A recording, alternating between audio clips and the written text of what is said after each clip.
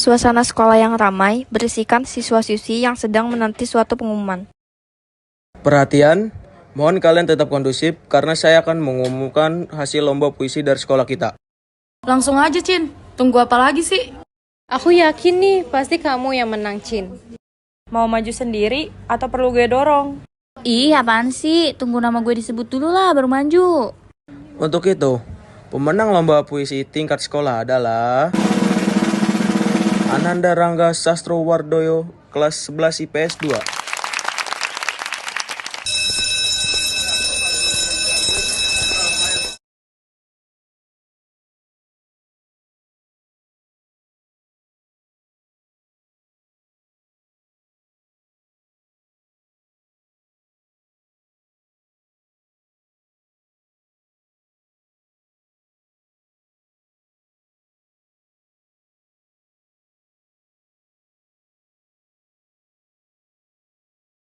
Perpustakaan sekolah yang berisikan anak-anak ambis, suara hening, dan terlihat sosok Rangga di pojok baca.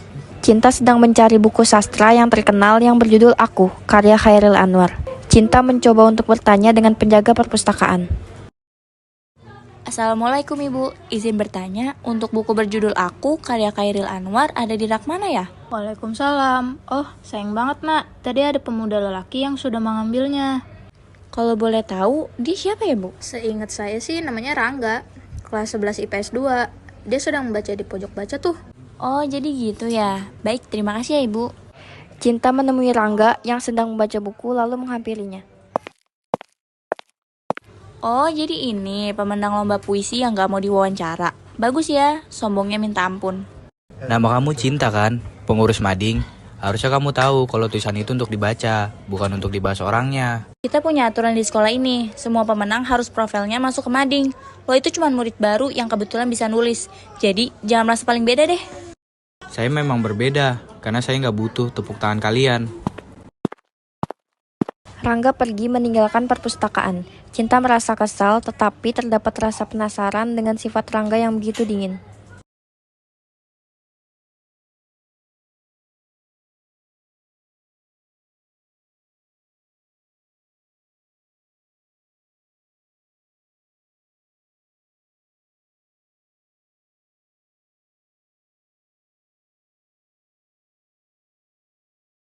Cinta dan temannya sedang berkumpul di ruangan mading untuk memikirkan konten mading apa yang akan mereka buat. Guys, kalian ada kepikiran nggak konten mading apa yang perlu kita buat? Gimana kalau tentang cerita horor di belakang sekolah kita? Katanya sih dulu sempat jadi lokasi pembunuhan. Belakang sekolah kita itu kebun loh. Kata gua kalau mau bikin konten, seenggaknya waras dikit lah. Rangga itu pemenang lomba puisi kemarin kan?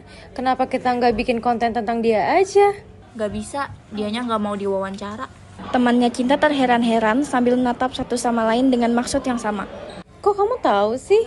Kamu udah sempet ngomong sama dia. Enggak, cuman ngeliat dari sifatnya, harusnya dia gak mau sih dijadiin konten mading.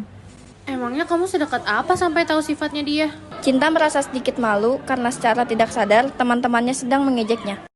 Orang kayak gitu gampang ditebak kelakuannya. Kalian aja yang gak merhatiin. Berarti kamu ngaku kalau sering merhatiin Rangga? Cinta, tolong ikut saya keluar sebentar. Saya ingin berbicara empat mata denganmu. Saya ingin bertanya mengenai kejadian di perpustakaan kemarin. Kata penjaga perpustakaan, kamu ingin meminjam buku ini. Oh, berarti selama ini lo yang megang. Pantesan lo bisa juara lomba puisi. Modal baca buku ini langsung bisa juara ya? Saya juara ya karena hasil kerja keras saya sendiri, bukan karena sebuah buku. Santai dong ngomongnya. By the way, bukunya udah selesai dibaca kan? Pinjem dong, biar gue bisa juara lomba puisi juga.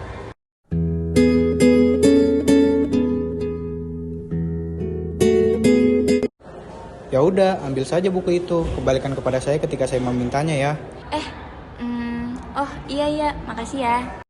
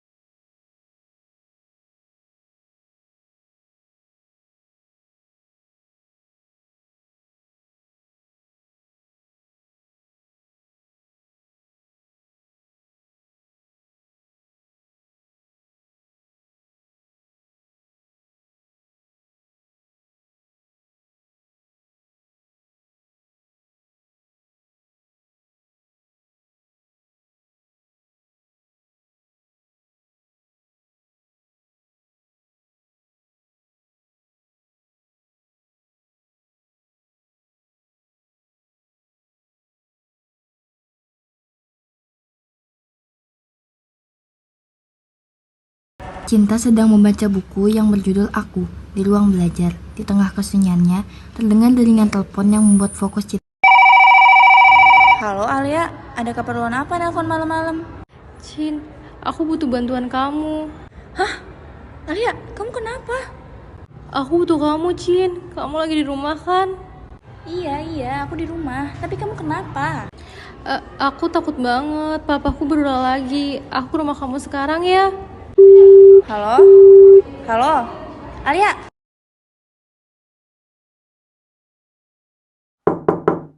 Cinta. Ya ampun Alia, kamu duduk dulu di sini ya. Aku ambil minum. Cinta, aku takut. Di rumah udah gak aman lagi. Tenang Al, sekarang kamu aman di sini. Tarik nafas pelan-pelan ya. Aku nggak bakal biarin siapapun nyakitin kamu lagi malam ini. Tadi papa aku pulang mabuk lagi, Cin. Dia marah karena hal sepele. Terus pas bunga dilempar ke arahku, dia juga menendang aku. Terus aku lari deh lewat pintu belakang. Gak sempet bawa apa-apa selain handphone. Hah?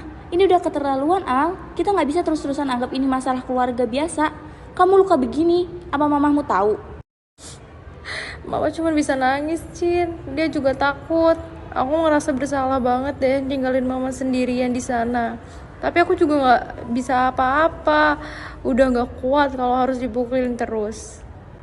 Jangan nyalahin diri sendiri Al. Kamu harus nyelamatin diri kamu dulu supaya bisa bantu mama nanti. Malam ini kamu tidur di sini dulu ya. Aku temenin. Makasih banyak ya, Cin. Kamu mau mandi dulu Al. Di lemari ada banyak baju. Kamu bisa pakai aja sesuai kemauan kamu. Alia sedang membersihkan dirinya di dalam kamar mandi dan Cinta sedang melanjutkan bacaan sebelumnya. Sementara itu, terdengung suara nada dering di atas meja. Halo, ini siapa ya? Ini saya, Rangga. Oh, Rangga. Tumben telepon malam-malam. Ada apa? Besok malam kamu ada acara. Pengurus mading gak ada rapat mendadak kan? Besok? Kayaknya nggak ada sih. Kenapa emangnya? Saya mau ajak kamu ke rumah saya. Sekaligus tolong bawakan buku yang sudah saya pinjamkan itu. Ke rumah lo. Terus kita ngapain? Cuman baca buku? Kita makan malam, tapi jangan bayangkan ada meja makan yang sudah rapi dengan pelayan. Ayah saya besok ada urusan di luar, dan saya rasa saya nggak mau makan sendirian. Makan malam? Lo mau traktir gue? Nggak ada traktiran, di dapur saya cuma ada bahan-bahan mentah. Jadi kalau kamu mau makan, kita harus buat sendiri. Saya nggak tahu apa yang ada di kulkas besok. Mungkin kita cuma bakal menemukan telur atau sisa sayuran. Kita karang saja sesuatu di sana. Bisa? Jadi lo ngajak gue buat jadi koki dadakan di rumah lo nih. Nggak takut dapur lo berantakan? Dapur saya sudah biasa berantakan oleh pikiran-pikiran saya. Oh iya Cinta, satu orang lagi yang membuat kekacauan di sana nggak akan jadi masalah kok. Jadi jam 7 malam ya. Oke. Tapi kalau rasanya aneh, jangan salahin gue ya. Gue nggak sejago itu di dapur. Rasa itu mah urusannya belakangan. Yang penting prosesnya. Sampai ketemu besok Cinta. Oke. Sampai ketemu besok, Rangga.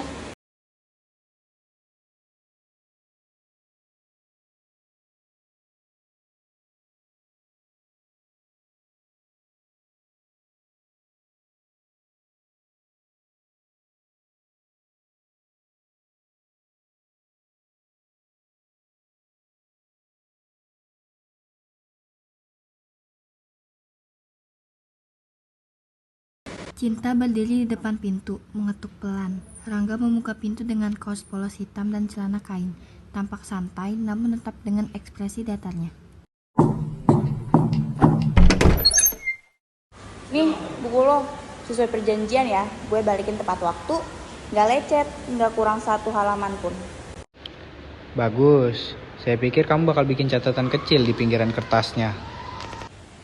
Pede banget. Lagian, rumah lo rapi banget. Gue pikir rumah pemenang lomba puisi itu bakal berantakan sama kertas coretan di mana-mana. Ternyata cuman sepi. Sepi itu perlu untuk berpikir. Cinta, ayo pergi ke dapur, saya sudah lapar. Oke, mari kita lihat isi laboratorium masak lo. Cinta terlihat seperti sedang mengerutkan keningnya ketika melihat isi kulkas tersebut. Rangga, ini beneran. Isinya cuma telur, sosis, sawi layu, sama nasi sisa tadi siang. Saya sudah bilang, kita karang saja sesuatu. Lo tuh ya, ngajak makan malam tapi modalnya cuma telur. Untung gue pintar improvisasi. Kita bikin nasi goreng darurat aja, tapi versi puitis ala-ala lo. Puisi itu nggak perlu banyak bahan, yang penting ada jiwanya. Tapi serius, kenapa sih lo gak mau diwawancara buat konten mading? Teman-teman gue tuh sampai mikir, lo itu manusia purba yang baru keluar dari gua. Tahu gak sih? Saya cuma nggak suka jadi pusat perhatian untuk alasan yang salah. Nulis itu personal, Cinta. Begitu diterbitkan, biarkan tulisannya yang berbicara, bukan sayanya. Di tengah obrolan, tiba-tiba handphone Cinta di atas meja dapur berdering sangat keras. Layar menyala menunjukkan nama Alia yang menelpon berulang kali. Getarannya terasa kuat di atas meja kayu. Duh, si Alia pasti mau nanya soal tugas tuh, atau enggak curhat lagi. Gue diemin dulu deh, tanggung nih sosisnya. Nggak mau diangkat, sepertinya penting. Nggak usah ah, lagi pula gue lagi fokus jadi koki di sini. Jangan diganggu dulu deh. Cinta kembali memotong dengan cepat sambil terus bercerita tentang kelakuan Mili di sekolah.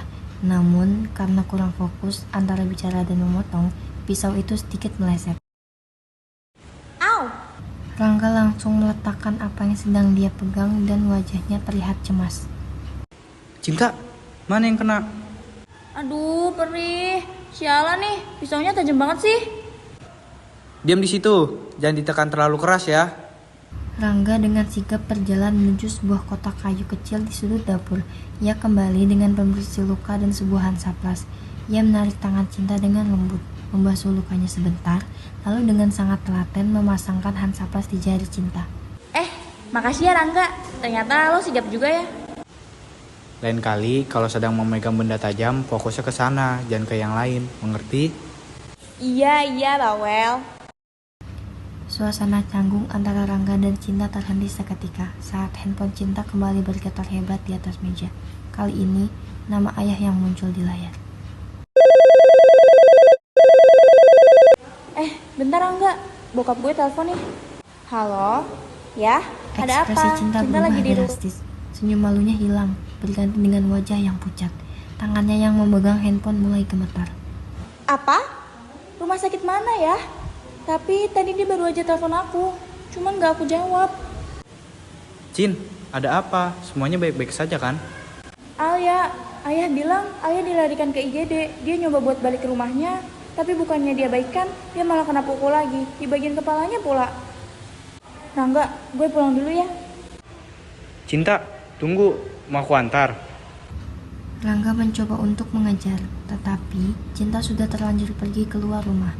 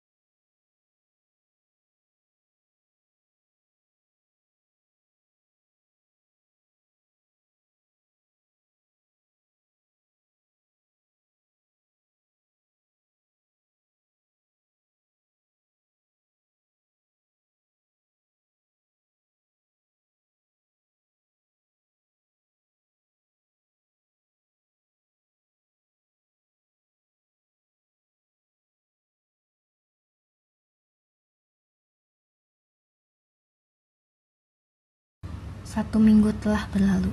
Cinta memasuki kelas dengan suasana yang ramai. Wajahnya tertekan oleh kesedihan yang mendalam. karena sahabatnya yang jatuh koma membuatnya merasa bersalah telah meninggalkan Alia sendirian. Rasa itu semakin berat karena dia juga harus menjauhi Rangga, orang yang mungkin bisa membuatnya lupa sejenak, tapi justru membuatnya merasa lebih bersalah karena telah berduaan di rumah Rangga saat Alia membutuhkan bantuannya. Cinta sedang melamun sendirian dengan wajah yang cemberut dan terlihat sangat pusing. Di tengah-tengah keramaian kelas, terdapat beberapa teman kelasnya yang terdengar jelas sedang mengobrol.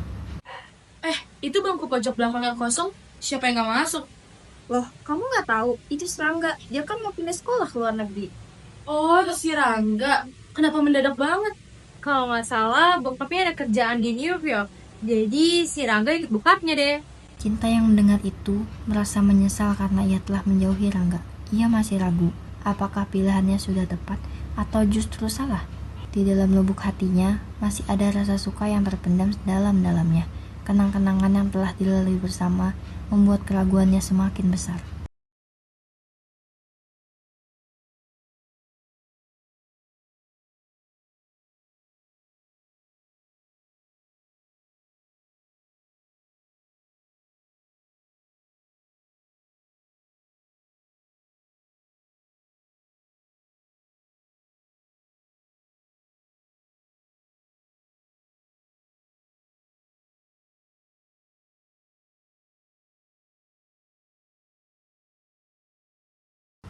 Bandara yang berisikan orang-orang ramai, masing-masing dengan cerita yang berbeda. Terdapat kebahagiaan dengan kedatangannya, ada juga kesedihan akan adanya perpisahan.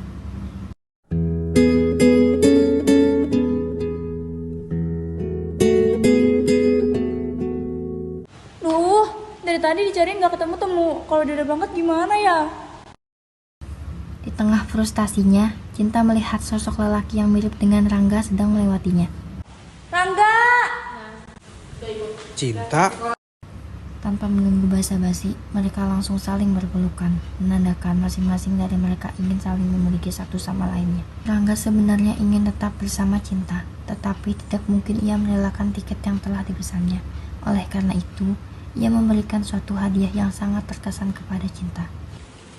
Cinta, saya harus pergi, tapi bukan berarti saya tidak akan kembali. Tolong baca buku ini setiap kamu kangen dengan saya ya. Saya janji, saya akan kembali lagi ke sini setelah satu purnama. Cinta merasa sedih karena Rangga benar-benar pergi, tapi setidaknya mereka memiliki perpisahan yang sangat amat berarti. Rangga memegang tangan Cinta dengan erat, dengan harapan hubungan mereka tetap berlanjut setelah Rangga kembali menemui Cinta.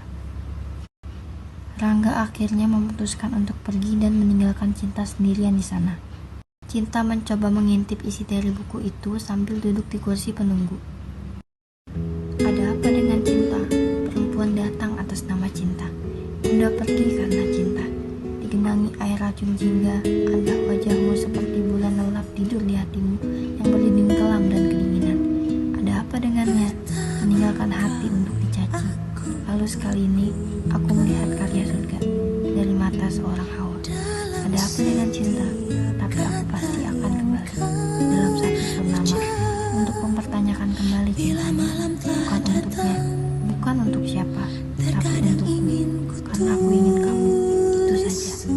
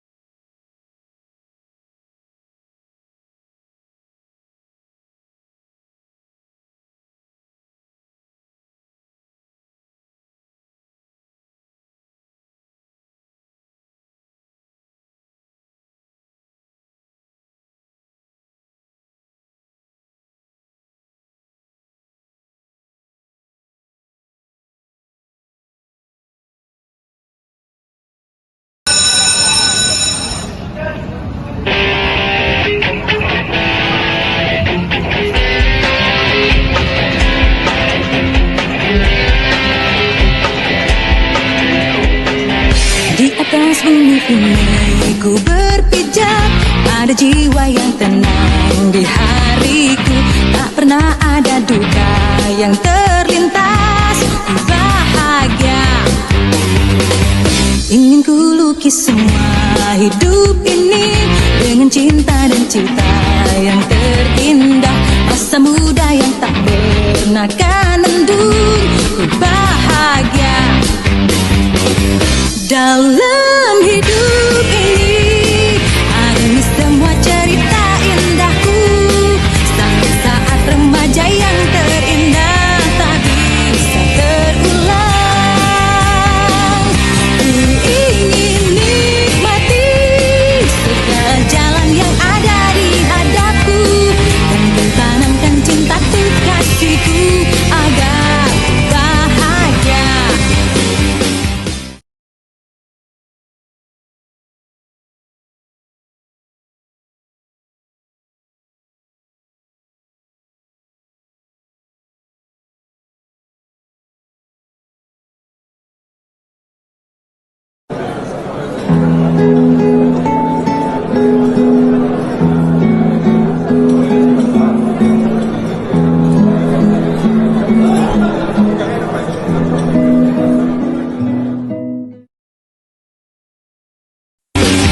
Di atas bumi ini ku berpijak, ada jiwa yang tenang di hariku. Tak pernah ada duka yang terlintas,